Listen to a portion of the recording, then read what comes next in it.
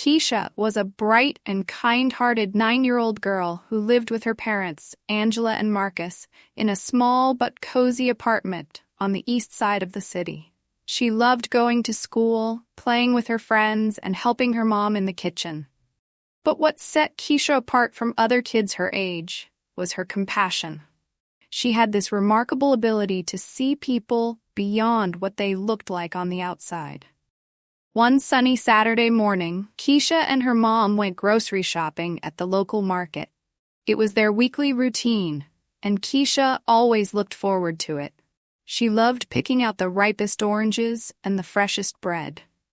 As they walked out of the market with their bags full of groceries, Keisha noticed a man sitting on the sidewalk near the entrance. He was wrapped in a tattered brown coat, his hair messy, and his shoes full of holes. He had a cardboard sign in front of him that read, "Hungry and homeless. Anything helps." Keisha tugged on her mom's sleeve and pointed at the man. "Mom, can we give him some of our food?" she asked softly. Angela glanced at the man briefly, then at Keisha. "We don't know him, Keisha. It's not safe to just walk up to strangers." Keisha frowned but didn't argue. As they walked past the man, she couldn't stop thinking about him. He looked so sad, so alone. Later that evening, while helping her mom prepare dinner, she brought it up again. "Mom, what if that man hasn't eaten anything today? What if he's really hungry?" Angela sighed. "I know you mean well, sweetheart, but sometimes we have to be careful. Not everyone out there is who they seem."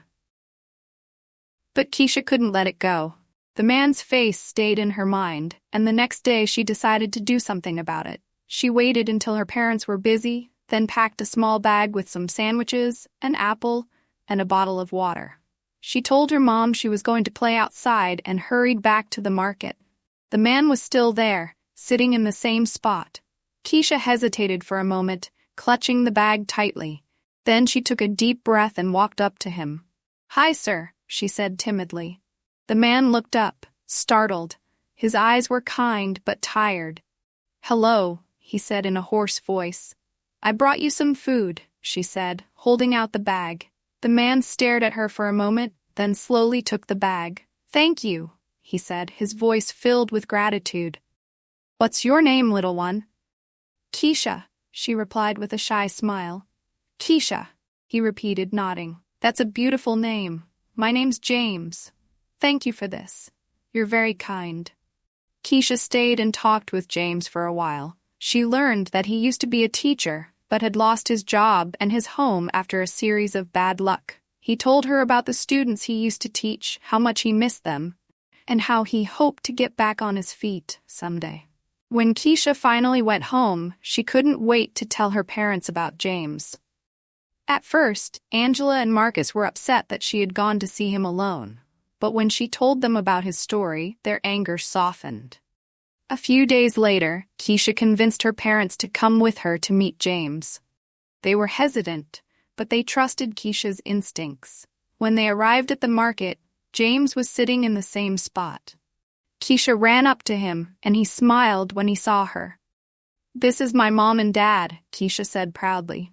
Angela and Marcus introduced themselves, and as they started talking to James, something unexpected happened.